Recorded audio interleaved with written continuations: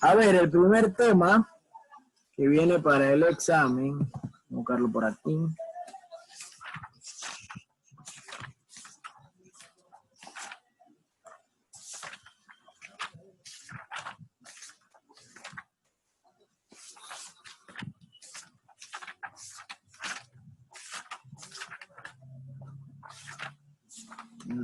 El primer tema es ciclo celular, página 74. Va a estudiar solamente los subrayados de la página 74 a la página 79, pero yo me acuerdo que de eso dijeron una charla, así que quizás la pregunta sea de su charla.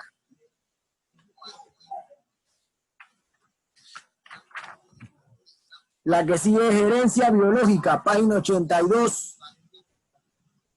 Pasó con ese gato, está atacando la comida. Profe, ciclo celular, página, ¿cómo era? Página 74.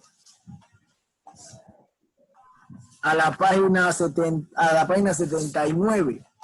Yo le voy a hacer una pregunta de ahí, también de la charla, porque usted dijo una charla, ¿no? La que sigue es herencia biológica, página 82. Página 82, ahí le voy a hacer unas preguntas normales y además de eso le voy a poner dos problemas del cuadro de Punnett, uno de híbrido normal y uno de dihíbrido. Bien, anote eso para que repase. También va a estudiar solamente los subrayados, además de lo que le acabo de decir, problemas de dihíbrido y de híbrido. Y el último tema es la teoría de la evolución, que es lo que estamos dando. Ya serían esos tres temas, facilito, para que se gane su 5. Bien. Esos son los temas para el examen. Teoría de la evolución, página, que termina el tema, página 106. Bien. Ya habíamos dicho que es la evolución, hablamos del caballito ese que estaba ahí, así que vamos a la página 107. Bien. En la página 107 dice las primeras concepciones de ideas sobre la evolución. Bien. Aquí habla mucho de demasiados científicos y yo no voy a tocar ese tema muy a fondo. Lo que van a hacer es que van a subrayar los nombres de los científicos, además de que ya uno le mencionaron en el video que vimos la clase pasada. Bien. Bien, sabio, inteligente. Entonces, el filósofo griego Anaximandro, en Grecia ya se tenía una concepción del mundo biológico en la que el origen y la transformación de la especie era el resultado del proceso natural. Y la transformación de la especie era en el resultado de procesos naturales. Aproximadamente un siglo después, Aristóteles propuso que todos los seres vivos podían ordenarse en una escala jerárquica, la escala natural, en la que las criaturas más simples eran situadas en el peldaño más bajo y el hombre ocupaba el más alto y los demás organismos en los peldaños intermedios. Esta concepción predominó durante varios siglos. Era como una cadena alimenticia que él veía. Bien, de esa manera la veía Aristóteles, como una cadena alimenticia, y también Anaximandro. Bien, esos son los científicos de la antigua Grecia, eso lo subraya, si lo pregunto quiénes son, ahí tienen Anaximandro y Aristóteles. Creacionismo, a finales del siglo XVIII, los naturalistas occidentales creían, de acuerdo al Antiguo Testamento, que todos los seres vivos eran producto de la creación divina y que permanecían iguales de su origen. Sostenía que la mayoría de ellos habían sido creados para complacer y servir a la humanidad. ¿Qué pasa con el creacionismo? Cuando entró en el siglo XVIII, que hubo muchas peleas, muchas cruzadas, que peleaba la iglesia contra diversas civilizaciones, porque la iglesia quería imponer su estudio sobre todas las cosas del mundo. El creacionismo decía que los animales no habían evolucionado, que Dios lo había creado para que sirvieran al hombre, para que el hombre comiera y lo utilizara de diversas maneras. No había evolucionado, solo fue creado desde el inicio y se mantenían iguales de siempre. Bien, no había evolución. Y en ese tiempo el que se ponía del lado de la ciencia lo mataba. Era un brujo y una bruja. Bien, no, que bruja, vaya, la prendían y la mataban. Nada más por saber, por ser inteligente los mataban. ¿Ya? Si no seguía los pasos de la Biblia, lo mataban. Pero eso fue cambiando, ¿no? Ya después la gente fue abriendo su mente más a diferentes cosas.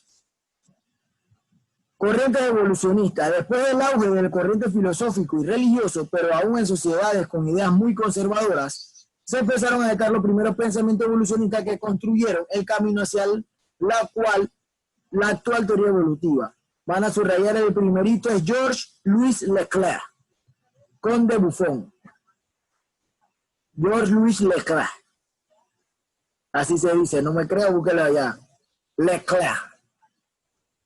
Entonces, Leclerc propuso que la especie podía sufrir cambios a lo largo del tiempo. Argumentaba que, además de las numerosas criaturas producidas por la creación divina en el comienzo del mundo, hay familias menores concebidas por la naturaleza y producidas por el tiempo, e interpretaba que estos cambios representaban un proceso de degeneración. Leclerc, además de ir a la ciencia, también creía en Dios. Así que él decía que los animales del origen eran los animales del origen, y que después de ellos habían salido otros animales que no eran iguales, pero que eran provenientes de los primeros animales. Eso es lo que él creía. Erasmus Darwin, subraye eso, abuelo de Charles Darwin, sugirió que la especie tenía conexiones históricas entre sí, que los animales pueden cambiar en respuesta a su ambiente y que su progenie puede heredar estos cambios. Por ejemplo, un oso polar es un oso común que por vivir en el Ártico se modificó y heredó los cambios de su ocesnos. El abuelo de Darwin creía que un oso, que era un oso normal, un oso grizzly, un oso pardo, que se fue a vivir al Ártico, se adaptó para vivir al Ártico, lo cual puede ser muy cierto, porque los animales para poder evolucionar tuvieron que adaptarse a todos los cambios que ocurren en el mundo. Bien, como dije, había animales que no volaban y empezaron a volar, y animales que vivían en el agua y tuvieron que aprender a adaptarse a la tierra. Bien, James Hutton. Hutton propuso que la tierra había sido moldeada por procesos o factores lentos y graduales como el viento, el clima y el agua, que son los mismos que se observan en la actualidad. Esta teoría es conocida como uniformismo y fue relevante ya que gracias a ella se pudo sostener la idea de que la Tierra tiene una larga historia y que los cambios eran el curso normal de los acontecimientos. James Hutton creó el uniformismo, que decía que la Tierra tenía historia. Antes no se creía que la Tierra tenía una historia. Bien, que la Tierra tenía historia y que tenía millones de años y que todo lo que había cambiado era algo que tenía que suceder a lo largo del tiempo, que era algo que iba a pasar porque tenía que pasar. Bien, vamos a la página 108. Nicholas Steno. Steno estudió la naturaleza y los procesos de formación de los fósiles por medio de disecciones de organismos actuales, lo cual llevó a concluir que los fósiles eran restos de animales y plantas arrastrados y enterrados durante el diluvio universal. Aquí también se habla del diluvio de Noé, que según él, los fósiles y todo lo que quedó en la tierra fue cuando vino el diluvio. Como Noé solo se llevó 2 pares de cada animal, todos los fósiles y los restos que él había encontrado era por el diluvio universal y que por eso estaban regados en diversas partes del mundo. Era lo que él creía. Bien. George Cuvier. Cuvier planteó una historia de la Tierra fundamentada en el catastrofismo, una hipótesis que propone que las catástrofes repentinas son principal causa de la extinción y que después de estos fenómenos nuevas especies establecidas por sucesivas creaciones divinas llenaban los lugares que habían quedado libres. ¿Qué es el catastrofismo? El catastrofismo todavía se cree porque es cierto, supuestamente antes de los dinosaurios había otro tipo de animales, pero fueron destruidos por algo que sucedió, por una catástrofe que ocurrió en el mundo. Se destruyeron esos animales y ¿qué pasó? Luego aparecieron los dinosaurios poco a poco de nuevo y que también fueron destruidos supuestamente por un meteorito y después se crearon nuevamente el ser humano. Bien, según Cuvier, eso es lo que sucede en la Tierra y que solamente cada vez que ocurre una catástrofe por obra divina se ponía un nuevo ser en la Tierra. Eso es lo que él creía. ¿Ok? Luis Agassiz. Agassiz sostenía que el registro fósil revelaba 50-80 extinciones totales. Sería un número igual de creaciones divinas e independientes. Si se da cuenta, se hablan de creaciones divinas. O sea que ahí todavía se está tratando de la iglesia. Bien. Charlene Lyell retomó las ideas de Hutton y propuso la teoría gradualista. Esta sostenía que los cambios que ocurren en la Tierra son graduales y continuos en oposición al catastrofismo. Bien, Lyell decía que todo lo que pasa en la Tierra pasa de manera gradual. ¿Cómo es lo que está pasando ahora? La Tierra estaba bien y por culpa del ser humano está llegando a un tiempo en que va a haber un cambio climático extremo y después de eso quizá el mundo sea destruido a causa de los seres humanos. Bien, porque no hacen cambio en su conducta. Ya el mundo ha aguantado desde que el ser humano empezó hasta ahora todos los cambios que se pudo hacer, pero ya el mundo llegó a un tope. Bien, y lo que va a pasar es que todo se va a destruir, el ser humano va a desaparecer y va a renacer otro tipo de especie nuevamente. ¿Ya? ¿Qué es lo que puede suceder si el ser humano no cambia el pensar? Bien. Jean-Baptiste Pierre-Antoine de Monnet, el caballero de Lamarck, propuso en su libro Filosofía Zoológica, publicada en 1809, una teoría que sería conocida como transformismo o lamarckismo. Lamarck pensaba que una especie se transformaba en otra de manera continua a lo largo del tiempo. Su teoría se basaba en las siguientes observaciones. Subrayo el lado que se basaban las teorías de Lamarck. Por favor. Dice, los organismos muestran una tendencia hacia la complejidad, es decir, evolucionan de formas sencillas a formas más complejas. Es cierto. El ser humano pudo haber sido hace muchos años un mono y fue evolucionando poco a poco a un ser más complejo que somos nosotros, los humanos. Los cambios que se producen en el entorno hacen que los seres vivos se adapten al medio al modificar ciertos órganos en funciones de su uso o desuso. El uso mantiene los órganos mientras que su desuso produce degeneración. Así, los caracteres originales son sustituidos lentamente por una serie de caracteres adaptativos a caracteres adquiridos. Esto es cierto, hay seres en la Tierra o animales que han tenido que adaptar su cuerpo a cambios en los que no estaban acostumbrados. Bien, ahí más que todo pasa en los insectos. Hay insectos que se alimentaban o tenían cierto mecanismo de defensa y a causa del cambio climático han tenido que crear otro mecanismo de defensa, han tenido que evolucionar. Bien, recuerden que los insectos es la mayor cantidad de especies que existen en el mundo. Bien. Entonces, lo otro, caracteres adquiridos, son heredables. Las modificaciones inducidas por el ambiente que un organismo adquiere durante su ciclo de vida puede transmitirse a la descendencia, obvio. Si alguien adquiere una nueva capacidad, la va a heredar a su siguiente generación. Por esta razón, la teoría de Lamarck es también conocida como la teoría de la herencia de los dos caracteres. Bien, ahí en la parte de abajo lo veis, dice, para Lamarck la dificultad para obtener alimento a poca altura obligaba a la jirafa a esforzarse a estirar el cuello. Por ese motivo su cuello crecía y esta modificaban se transmitía a la siguiente generación. Supuestamente por eso que la jirafa tiene el cuello largo, ¿no? Ella tenía el cuello corto, pero como no llegaban a comer los árboles, tuvieron que estirar su cuello y eso fue un tipo de evolución. Ahora vamos a entrar a la idea evolutiva de Charles Darwin. En 1836, el naturista Charles Darwin regresó a Inglaterra luego de 5 años de viaje de exploración al bordo del buque HMS Beagle. Durante el viaje recopiló gran cantidad de información acerca de los seres vivos y fósiles de Sudamérica, Tahití, Nueva Zelanda, Isla Mauricio y la costa del sur de África. Además de las observaciones que realizó en su viaje, leyó el libro del economista británico Thomas Malthus, Ensayo sobre el principio de la población, publicado en 1789. Malthus afirma que si la población humana creciera libremente con todo su potencial, los recursos no fueran suficientes para sostenerlo. Cierto, es lo que está pasando ahora. La población humana está creciendo exponencialmente sin parar.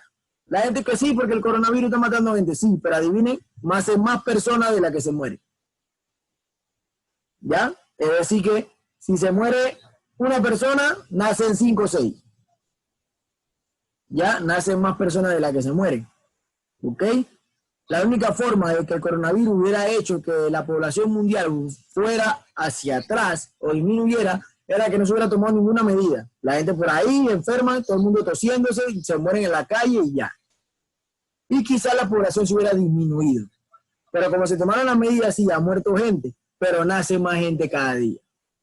¿Ya? Pueden haber muerto, si ha muerto en el coronavirus 1 millón, yo creo que ni siquiera hemos llegado a 1 millón en el mundo. por día creo que nacen como 300.000 o 400.000 personas en el mundo. Es decir, que eso lo recuperaron al rato. Y que no, que tenemos 100.000 muertos, pero ya habían nacido 300.000 ese mismo día. O sea que la población crece exponencialmente, va hacia arriba. ¿Y qué pasa con ese crecimiento? Va a llegar un punto en que los recursos naturales de la Tierra no van a ser suficientes para sostener tanta humanidad. ¿Qué va a pasar?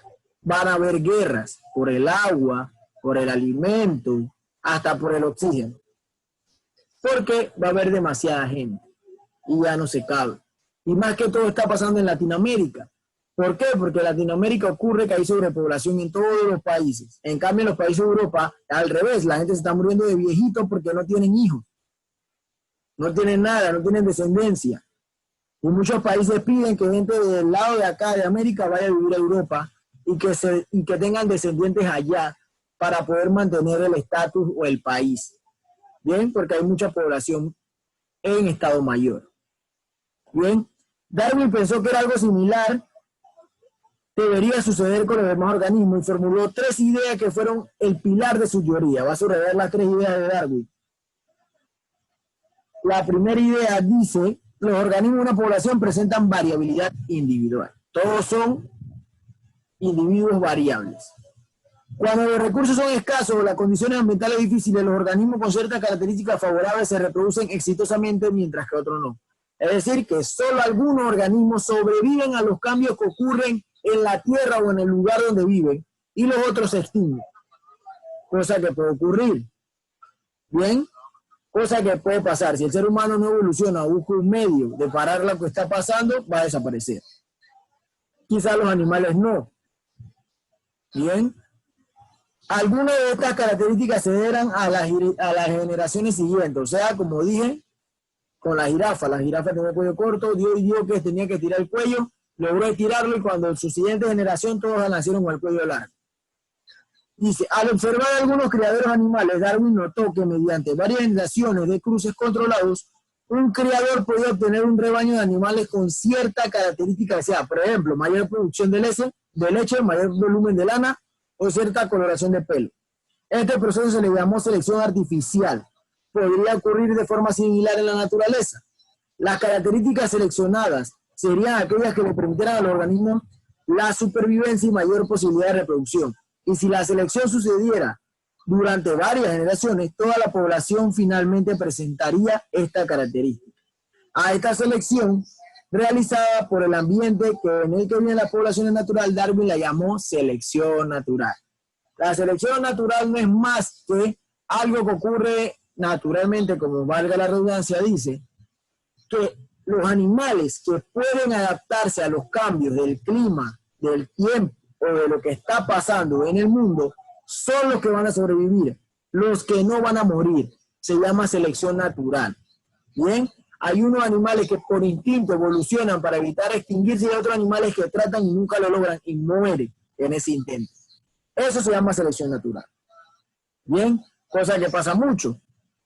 Quizá usted vivía, hicieron una barriada y destruyeron todo el hábitat de una población de animales, tuvieron que irse a vivir a una población donde no estaban acostumbrados y quizás otros se quedaron viviendo con el ser humano, como ocurre con las ardillas, con los pájaros, se adaptaron a la humanidad. Pero hay animales que no se pudieron adaptar y simplemente se extinguieron. Eso se llama selección natural. Bien, es importante. En su libro El origen de las especies, publicado en 1856, Darwin expuso su revolucionaria idea que la diversidad de especies surgía por la selección natural. Subraya que el libro de Darwin se llama El origen de las especies.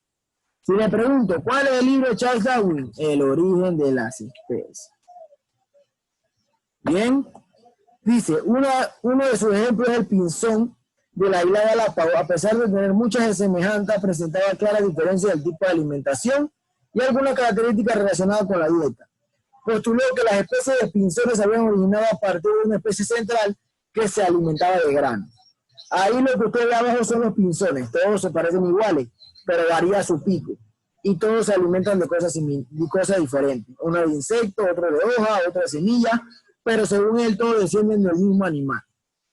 Un animal que comía granos y que volaba, pero que tuvo que adaptarse a la región donde vivía y cambiar su pico para poder comer de diferentes tipos de cosas.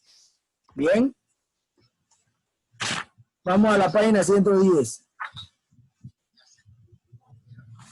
El origen de las especies según Darwin y Wallace. La teoría de la evolución orgánica se originó en los estudios de los naturalistas Charles Darwin y Alfred Wallace. En la década de 1850, ambos en forma independiente llegaron a una conclusión similar sobre la evolución con base al proceso de la selección natural. Entre los principales aportes de Wallace se encuentran su estudio de la flora y la fauna en la isla de Sumatra, Borneo y Java, y del continente asiático. Llegó a la conclusión de que la similitud y la diferencia entre estos sitios solo se podía explicar mediante los cambios en la geografía y las transformaciones de las especies. Bien, especuló que durante las glaciaciones de la época Pleistoceno, el nivel de los mares descendió y el fondo marino quedó al descubierto. Este fenómeno conectó las islas y el continente propició el flujo de animales y de plantas entre ambas masas. Bien, muchos dicen también que cuando el continente americano surgió, América del Sur y América del Norte no estaban conectados. Que cuando surgió América Central, que es conocido como un puente, fue cuando los animales de América del Sur viajaron a animales de América del Norte y sucesivamente. Eso hizo que hubiera una combinación de animales y lo que pasó es que hubo una diversidad de animales a lo largo del continente americano. Es lo que trata de decir Wallace. Que en esas islas, todas como estaban secas, en la época glacial, el agua bajó, se pegaron la isla y los animales cruzaron de puntos a otros y por eso son animales más o menos similares. Nada más que evolucionaron de acuerdo al hábitat que tenían. Bien. También dice que Wallace explicó alguna diferencia entre la fauna de Asia y de Australia a partir de la existencia de fondos marinos que no emergieron. En 1858, la Asociación de la Sociedad Linneana en Londres se presentó el trabajo realizado por Darwin y Wallace. Con el fundamento de su teoría, así se resumen sus conceptos. Subraye los 4 conceptos que están ahí. El mundo no es estático, evoluciona. Las especies cambian y continúan gradualmente, se originan nuevas y se extinguen otras. El proceso evolutivo es incesante e interrumpido.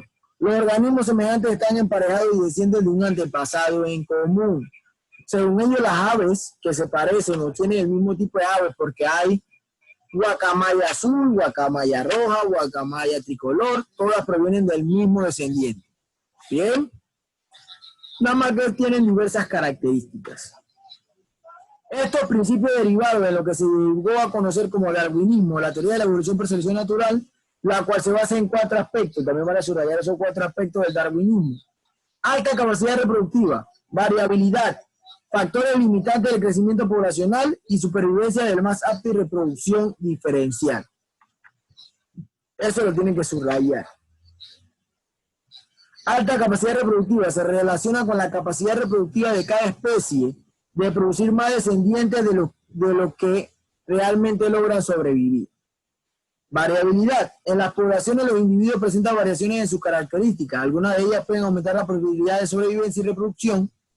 Es necesario que sea heredable para que ocurra evolución por selección natural. Como le dije, estos van a variar dependiendo de la región o lugar donde vivan o el ecosistema o el hábitat que estén. Factores limitantes de crecimiento poblacional. Los recursos del ambiente son limitados, lo que provoca que los organismos compitan entre sí, puesto que existen más organismos que los que el medio puede mantener. Algunos no llegan a reproducirse. Bien, algunos mueren en ese intento. Supervivencia del más apto y reproducción diferencial. La posibilidad de un organismo para sobrevivir y reproducirse se relaciona con la presencia de características favorables. Y en la supervivencia del más apto siempre ha estado. La supervivencia del más fuerte, el animal que puede adaptarse y es más fuerte en la naturaleza, es el que mejor puede sobrevivir y el que más tiempo vive. Y el que siempre va a evolucionar. Bien, pues vamos a quedar hasta aquí.